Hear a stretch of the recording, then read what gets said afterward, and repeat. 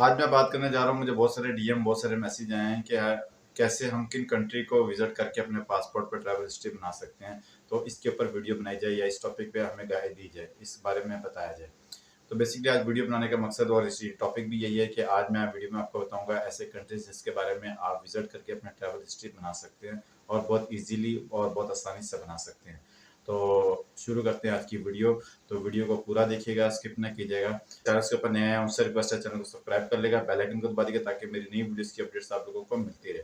यहाँ पे एक बात ये बता दूं कि मैं आपको एक लिस्ट बताऊंगा जिसके अंदर वो कंट्रीज का मैं आपको जिक्र करूंगा जो कि पाकिस्तानी पासपोर्ट के लिए बहुत ज़्यादा स्ट्रॉन्ग है और फायदेमंद है। ठीक है, तो मैं आपको ये बता दूं कि मैं आपको 7 कंट्रीज के बारे में बताऊंगा कि आप उन कंट्रीज का कैसे वीज़ा ले सकते हैं और किस तरह आप अप्लाई करेंगे और कैसे आप अपनी ट्रैवल हिस्ट्री बना सकेंगे।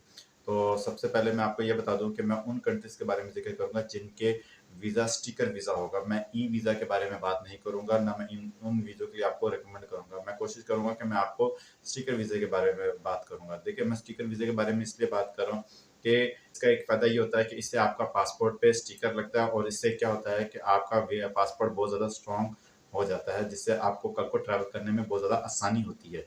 तो बेसिकली स्टिकर लगने का फ़ायदा ये होता है कि इससे आपका पासपोर्ट बहुत ज़्यादा स्ट्रॉन्ग हो जाता है।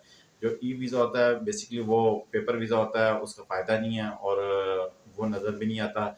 पेपर स्टिकर वीज़ा पे ये होता है कि आपके पासपोर्ट पे होता है, आपका रिकॉर्ड होता है कि आपका वीज़ा लगा हुआ है, आप आए हैं, आपने ट्रैवल किया है, आप घूमने फिरने आए हैं। ठीक है, तो सबसे पहले हम बात करेंगे थाईलैंड के बारे में, थाईलैंड की कंट्री के बारे में। थाईलैंड की कंट्री वाहिद एक ऐसी कंट्री है जो कि टूरिज्म के लिए, टूरिस्ट के लिए बहुत ज़्यादा फायदेमंद है और यहाँ पे लोग घूमने फिरने के लिए बहुत आते हैं और ये वीज़ा पासपोर्ट पे ट्रैवल हिस्ट्री के लिए बहुत ज़्यादा स्ट्रॉन्ग है। और आपको पता है कि ये एक बहुत ज़्यादा खूबसूरत कंट्री है और यहाँ का वीज़ा लेने के लिए एम्बेसी भी इजीली वीज़ा इसलिए दे देते हैं कि सबको पता है कि लोग यहाँ घूमने फिरने सैर तफरीह के लिए आते रहते हैं।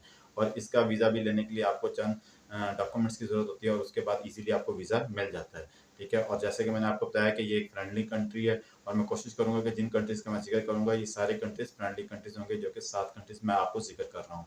ठीक है, बात करते हैं सेकंड कंट्री के बारे में। सेकंड कंट्री के बारे में मैं आपको ये बता दूं कि जब आप यहाँ आते हैं तो आपने क्या करना है, यहाँ आके कंबोडिया का वीज़ा लेना है। ठीक है, कंबोडिया का वीज़ा लेना है जो कि आप बैंकॉक की एम्बेसी से अप्लाई करेंगे। $50 इसकी फीस है और आपको ये विदिन 1 दिन में मिल जाता है। ठीक है, और ये भी बहुत ज़्यादा आसानी से मिल जाता है। इसके लिए आपने उनको ये बताना ज़रूरी है कि आपको ई वीज़ा नहीं, आपको स्टिकर वीज़ा चाहिए। ठीक है, ये बताना आपके लिए लाज़िम है। ठीक है, ये भी एक ट्रैवल हिस्ट्री के लिए बहुत ज़्यादा स्ट्रॉन्ग है और एक बहुत ज़बरदस्त कंट्री है घूमने फिरने के लिए और टूरिस्ट के लिए। ठीक है, फिर थर्ड कंट्री के बारे में बात करेंगे तो वो कंट्री है लाओस। ठीक है, ये भी एक बहुत ज़बरदस्त कंट्री है और एक विजिटर के लिए, एक टूरिस्ट के लिए बहुत ज़बरदस्त कंट्री है। इसका वीज़ा भी आपको थाईलैंड से ही मिल जाता है और इसकी भी खासियत ये है कि इजीली आपको एम्बेसी वीज़ा दे देती है। ठीक है, और इसका भी आपने वीज़ा जो होता है वो भी स्टिकर वीज़ा होता है। तो अब बात कर लेते हैं फोर्थ नंबर के ऊपर है, वो है कंट्री है वियतनाम की कंट्री। वियतनाम कंट्री भी एक बहुत ज़बरदस्त कंट्री है। इसकी खास बात यह है कि इसके लिए वीज़ा लेने के लिए आपको इनविटेशन लेटर या अप्रूवल चाहिए, अप्रूवल मिलती है। ठीक है, तो जिसके बिहाफ पे आप ऑन ड्राइवर आपको वीज़ा मिल जाता है, वो भी स्टिकर वीज़ा मिलता है आपको। ठीक है, तो ये याद रखिएगा। तो आप यहाँ सोच रहे होंगे कि मैं मलेशिया का जिक्र नहीं कर रहा। ठीक है, तो मलेशिया का जिक्र मैं इसलिए नहीं कर रहा क्योंकि उसकी एक वजह ये भी है कि पहले मलेशिया की जो कंट्री थी उसके ऊपर आपको स्टिकर वीज़ा मिला करता था, लेकिन अब कुछ टाइम, काफ़ी टाइम हो गया इस बात को कि अब वो उन लोगों ने भी ई वीज़ा शुरू कर दिया। तो जैसे कि मैंने आपको स्टार्ट में बताया कि मैं ई वीज़ा का रिकमेंड नहीं करूँगा।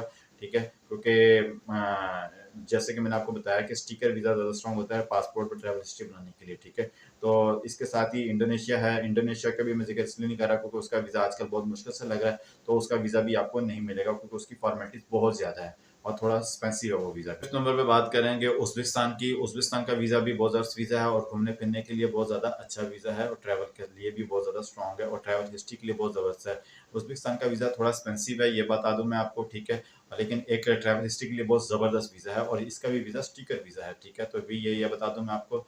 और अब मैं बात करता हूँ 6 नंबर के ऊपर। 6 नंबर के ऊपर जो वीज़ा है वो है काज़ाकिस्तान का वीज़ा। ठीक है, तो ये भी एक बहुत ज़बरदस्त कंट्री है घूमने फिरने के लिए, ट्रैवल के लिए और टूरिस्ट के लिए बहुत ज़बरदस्त है और इसका वीज़ा भी आपको इजीली मिल जाता है। ठीक है, तो इसको भी लाज़मी विज़िट कीजिएगा और आराम से आपको इसका भी वीज़ा मिल जाता है। ठीक है, तो नंबर 7 पे मैं बात करूँगा आपके साथ तुर्की का वीज़ा। ठीक है, तुर्की का वीज़ा एक ऐसा वीज़ा है जो कि पाकिस्तानियों के लिए बहुत ज़्यादा आसानी से मिल रहा है और लग भी रहा है। ठीक है, और इसके लिए भी आपके पासपोर्ट के ऊपर ये वीज़ा बहुत ज़्यादा स्ट्रॉन्ग और ट्रैवल हिस्ट्री के लिए बहुत ज़्यादा अहमियत रखता है। ठीक है, तो इस टाइम ये 7 कंट्री जो कि पाकिस्तानी पासपोर्ट पे अगर ये आपके वीज़ा लगे हों, तो इसका फ़ायदा ये है कि कल जब आप अपना यूरोप के लिए या शेंजन के लिए या यूएस के लिए जब अप्लाई करते हैं तो आपका पासपोर्ट बहुत ज़्यादा स्ट्रांग होगा। वो ऐसे होगा स्ट्रांग, मैं आपको वजह ये बता देता हूँ। जैसे मैंने स्टार्ट में आपको बताया कि देखें, जब आपका स्टिकर लगता है तो आप इन करते हैं कंट्री में, फिर आप आउट करते हैं, फिर 2 स्टैंपें लग जाती हैं और 1 स्टिकर लग जाता है। इसी तरह 7 कंट्रियों के डबल डबल स्टैंपें लग जाती हैं और 7 स्टिकर हो जाएंगे। तो इससे आपका पासपोर्ट बहुत ज़्यादा भरा भरा लगा करेगा।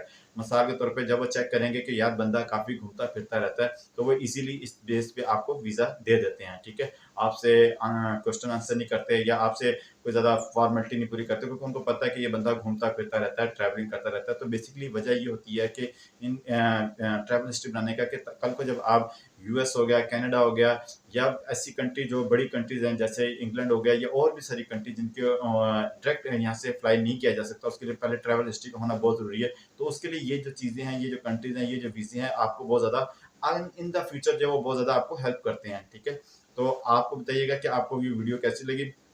और फिर भी अगर कोई क्वेश्चन या कोई बात हमने पूछनी हो तो डीएम में पूछ सकते हैं, कमेंट सेक्शन में पूछ सकते हैं। तो मैं आपका भाई आपको रिस्पॉन्स करूंगा। बताइएगा वीडियो कैसी लगी। फिर मिलते हैं नई वीडियो में। दुआ में याद रखिएगा। अल्लाह हाफिज़।